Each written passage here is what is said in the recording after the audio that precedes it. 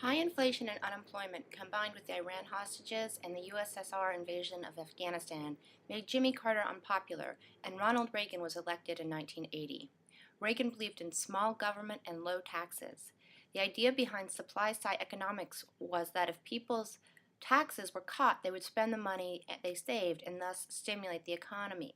The federal budget was also slashed under Reagan, including services like food stamps, student loans, and public transportation. Civil rights groups and feminists were ultimately disappointed by Reagan's record, as he did little to support women and African Americans.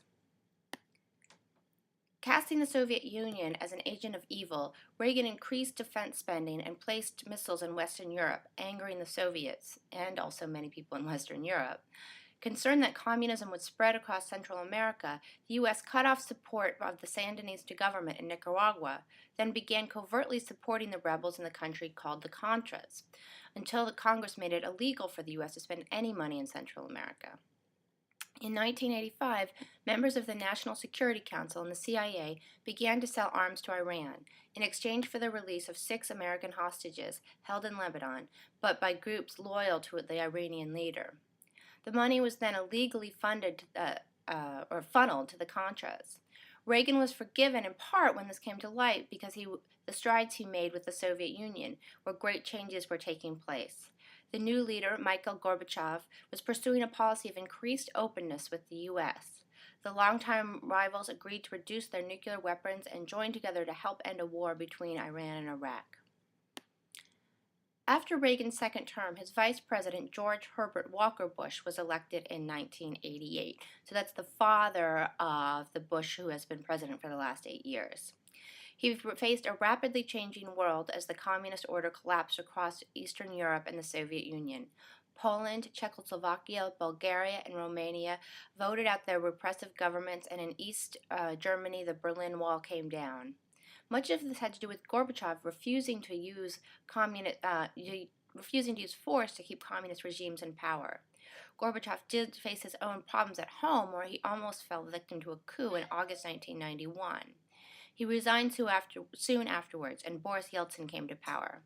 Bush cautiously worked with these new regimes. Events in the Middle East also held Bush's attention. In August 1999, Iraq, led by Saddam Hussein, invaded Kuwait. The United States, now the world's sole superpower, needed to determine how to react. First, the U.S. began to build up its troops in Saudi Arabia, while sanctions were used to encourage Iraq to withdraw. Eventually, as sanctions failed to work, Bush convinced Congress to approve the use of force.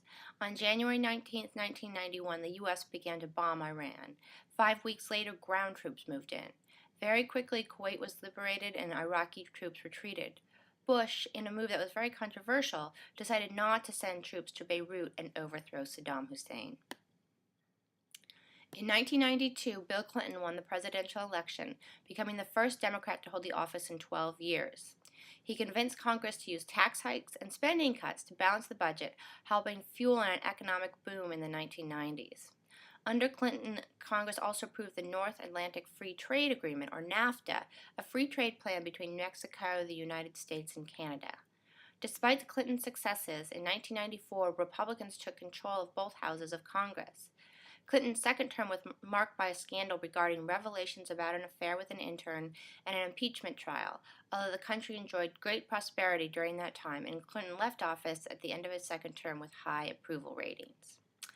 Okay, that's it. Just 1 week to go in terms of the reading questions. So make sure you answer the reading questions, participate in the discussion board, and I will see you again next week.